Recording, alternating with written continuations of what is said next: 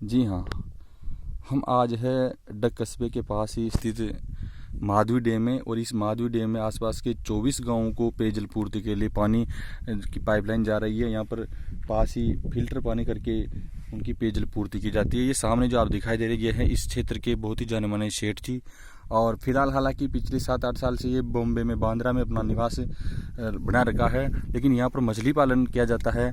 तो इस मत्स्य पालन करने में ये आसपास के देशों में जाने जाते हैं। सुना है कि एशिया में इनकी बहुत ही बड़ी हिंद महासागर की साइड में एक खाड़ी है, वहाँ पर तो जिस नाव पे बैठे हैं ये नाव इनके पुरखों की अमानत है। इनके दादाजी इस नाव में बैठकर आसपास के जो पुराने ज़माने में सैलानी होते थे उनको गांव पार करके बिजनेस करने के लिए जो लोग जाते थे उनको पार किया करते थे। और उस ज़माने में हमने सुना कि 2 टका रुपये लेते थे। तो हम इनसे बात करते हैं कि ये इस नाव के बारे में कैसे करते हैं। मैं अंदर खुद जाता हूँ और नाव में बैठने के बाद इनके विचारों से जानता हूँ कि कैसे इन्होंने इनके पुरखों से आज तक इनके बिजनेस को बढ़ाया है और बार बार लेके गए हैं। ईश्वर की कृपा रही और मेरे जो बुजुर्ग हैं पूर्वज हैं उनका विशेष आशीष रहा मेरे मस्तक पर।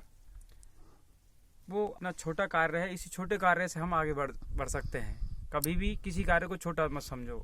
और उन्होंने तो ये नाव चलाने का कार्य किया था, और यहाँ गांव के जो लोग होते थे उनको उस समय बहुत पानी हुआ करता था, तो इसको पार कराने का काम करते थे। डग एक कस्बा है पास में, वहाँ आने जाने में बड़ी दिक्कत होती थी। तो हमारे जो पूर्वज हैं उन्होंने ये उसी समय की ये नाव आप यहाँ देख रहे हैं। जी, तो मैं आपसे पूछना चाहता हूँ कि जो ये नाव है, इस नाव चलाने में आप कितनी निपुण है? क्या आपने भी कभी नाव चलाई है? मैं कभी कभी बैठ जाया करता था उनके साथ। चलाने का तो मुझे अभ्यास नहीं है, क्योंकि मैं विगत 20 वर्षों से विदेशों में रह रहा हूँ।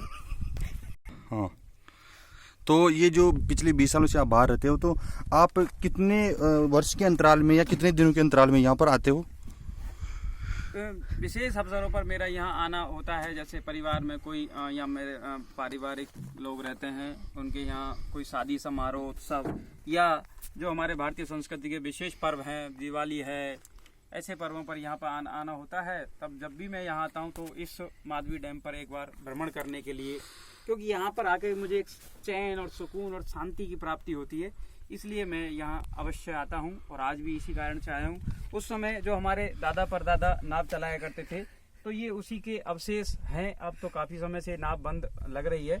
तो उस जो पतवार हुआ करती थी उसका जो पिछला हिस्सा है हाँ, आपके हिसाब से पतवार का पिछला हिस्सा था, और मैंने सुना कि इससे वो नाव को चलाने वाले खेते हुए बाहर जाते थे। हाँ, वो जिसके माध्यम से नाव को चलाया जाता है उसे पतवार कहते हैं।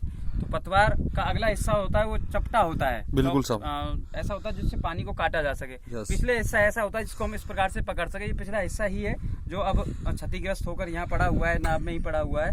और मैं पहले उनके साथ जब जाया करता था, आज से 20-25 साल पहले, यहाँ की जो भौगोलिक स्थिति थी थोड़ी सी विचित्र थी, विसंगतिपूर्ण थी, आने जाने में परेशानी कठिनाइयाँ होती थी। तो तब मैंने देखा था, मैं उनके साथ बैठ के जाया करता था, तो वो इस तरीके से पानी खेते हुए पानी को इस तरीके से दोनों हाथों से ऐसे करते हुए इस नाव को आगे बढ़ा। आपको जानकारी के लिए बता दूं कि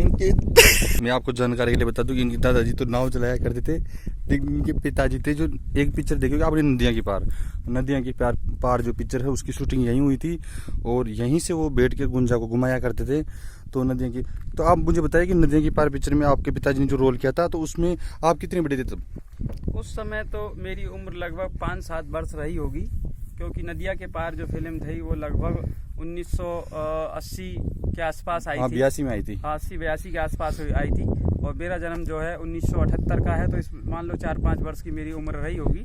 पिताजी बाद में बताया करते थे यहाँ पे जब भी लाते थे कि मैंने गुंजा नाम की जो एक्ट्रेस थी उनके साथ अभिनय किया था, और वो फिल्म बाकी बहुत प्रसिद्ध हुई थी। मैं भी कभी कभी देखता हूँ, मेरा भी मन बड़ा प्रसन्न होता है अपने पिताजी को।